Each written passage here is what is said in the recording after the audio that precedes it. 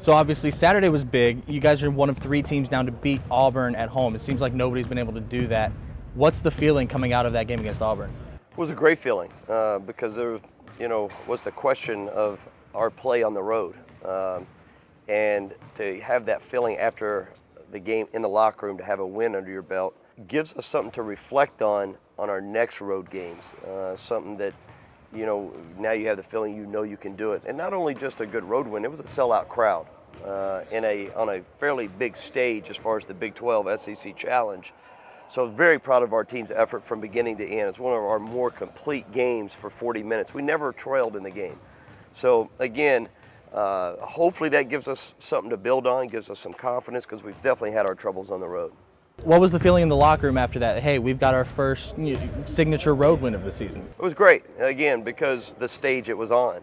We talked a lot about being part of the Big 12 SEC Challenge. We needed to do our part as part of the Big 12 and prove why we are the best league in America, and it's not even there's no close second. What is it about the Big 12 that makes this conference so great? It's the experience. Not that we have it, we're on the kind of the short end of the experience stick.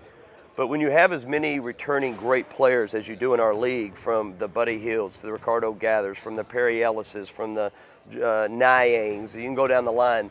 That's unheard of. It's unprecedented in today's game where so many guys are leaving early to go pro.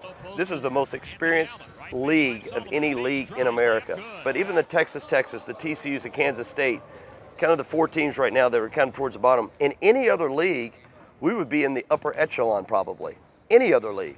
But because we play in the most experienced, most talented league in America, it's a tough year to be rebuilding. It's a tough year to be, in a kind of a transition period. How have you felt to this point in the season with the team's performance and just in general? We've had our ups and downs, and they can be, obviously injuries, illnesses. We've been through a little bit of everything for, the most I've ever been through. I think that obviously plays a role in it. But for the most part, I've been proud of the team's effort. We've had some losses we probably shouldn't have had, no question about it.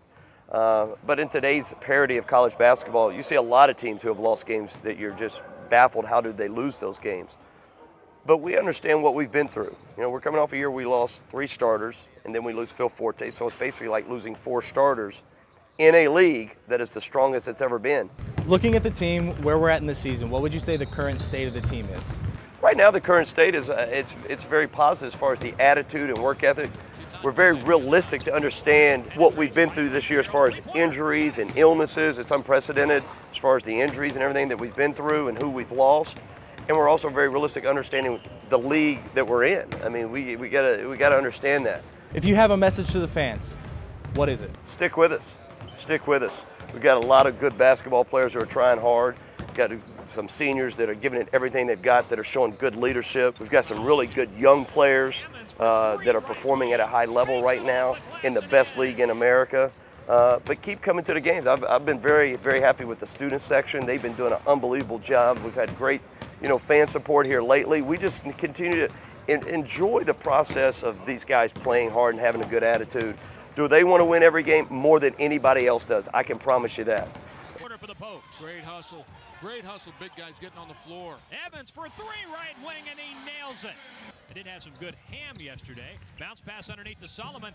Running jumper off the glass and in from 5 feet away. You got to go. Out to Juwan Evans, 5 to shoot. Right wing Griffin, 3 to shoot. Pulls up, desperation. 3 is good. Griffin penetrates.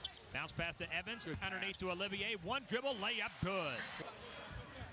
Faust's length creating all sorts of problems. Leighton Hammond's turnaround jumper, foul line is good. 15 points in the first half for Leighton Hammond's. Like they left him off the scouting report. Yeah. Riggins jump hook stuffed by Olivier. 42-34, Oklahoma State. Hammond's turnaround jumper, foul line left is good. Leighton Hammond's has a career high. And we're not even to halftime yet. Bounce pass to Allen, left low post. 1 dribble, jump hook from 5, good. Let Anthony Allen have some room. Prince drives, has his shot blocked underneath by Anthony Allen. It out to Evans, he drives it. Bounce pass underneath to Allen for the slam, and a foul called. They'll count the dunk for Anthony Allen. Left wing, fakes right, dribbles left, hands it underneath to Olivier for the slam.